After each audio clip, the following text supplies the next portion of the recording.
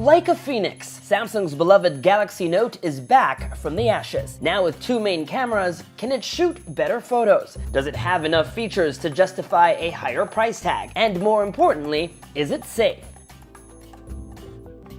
So this is the Samsung Galaxy Note 8. Massive amounts of leaks notwithstanding, there really are no surprises here. It's exactly what we imagined the Note 8 would look like, an evolution of last year's design, which, just like the S8 from earlier this year, has a near borderless curved display that is taller and narrower. Shaving off some width gives the phone an unconventional aspect ratio, 18.5 by 9, instead of the usual 16 by 9.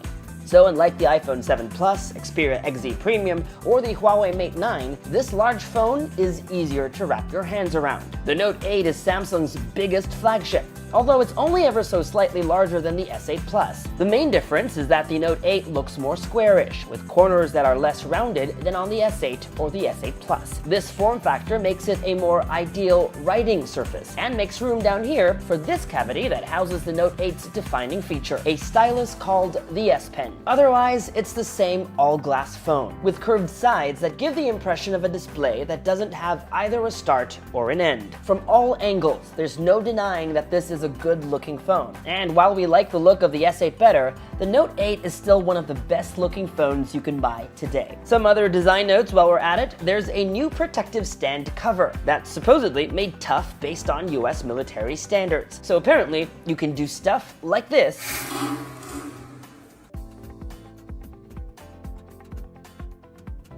and this.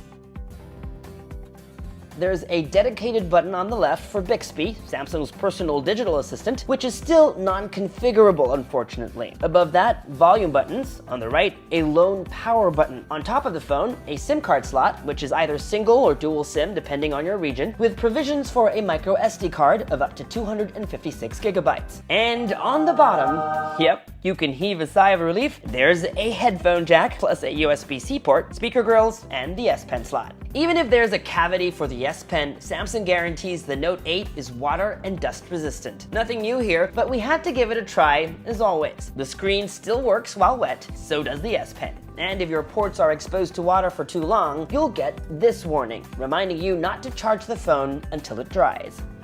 Also in change is Samsung's slew of security features. Apart from the usual pin and pattern are the usual suspects. A pretty fast fingerprint sensor still awkwardly placed beside the camera, but now with a flash module in between, and a bit more indentation, making the camera lens a little less susceptible to accidental smudging. There's still facial recognition, which based on our tests is still spoofable with a photo. See here. But there's a new setting which makes spoofing a pain. The most secure way of locking your phone, however, is of course the iris scanner, and we didn't notice any difference either in terms of unlock times or accuracy. Not that we had any complaints before, it still works like a charm. Either of the biometrics options can also be used in conjunction with Android Pay and Samsung Pay if that service is available in your region.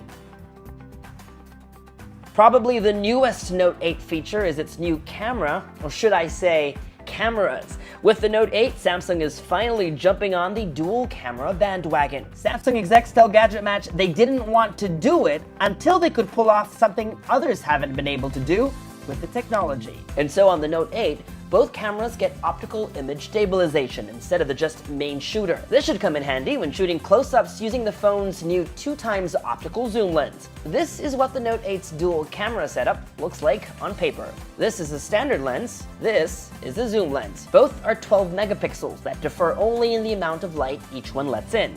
f1.7 on the main shooter, and f2.4 on the telephoto lens. Theoretically, the main camera should perform better in low light. When you start up the camera, you get the option to use either Bixby Vision, Live Focus, or stickers. Bixby Vision and stickers work just like on the S8 and S8 Plus. You can point your phone at a wine bottle to get a review, and stickers are just as fun as always. But the new feature is Live Focus, which uses the second camera to create a blur behind your subject, like portrait mode on the iPhone 7 Plus, if you will. This has been done before by many other smartphone brands. But what's nice about Samsung's take is that you can adjust the amount of blur while taking the shot and after. That means you can dial down with a quick adjustment if things look too unrealistic, which is most often the case.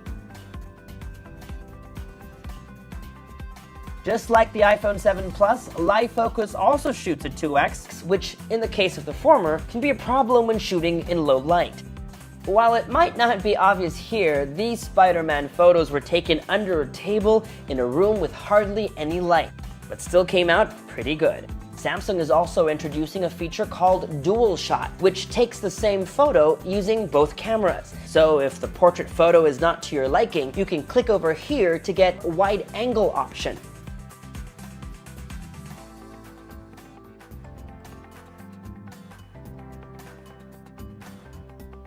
Here are more photo samples taken on the Note 8.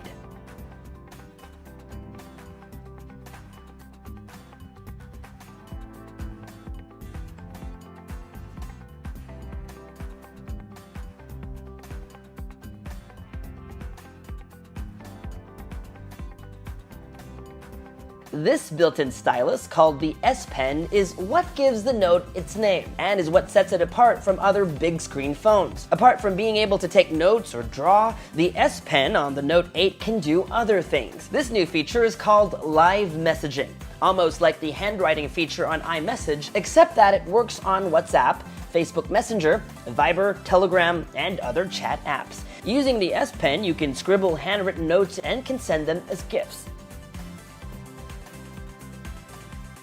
Note-taking functionality while the display is turned off has also been expanded. Just tap on the screen, scribble a note, up to 100 pages if you need to, and then when you're done, pin to your always-on display.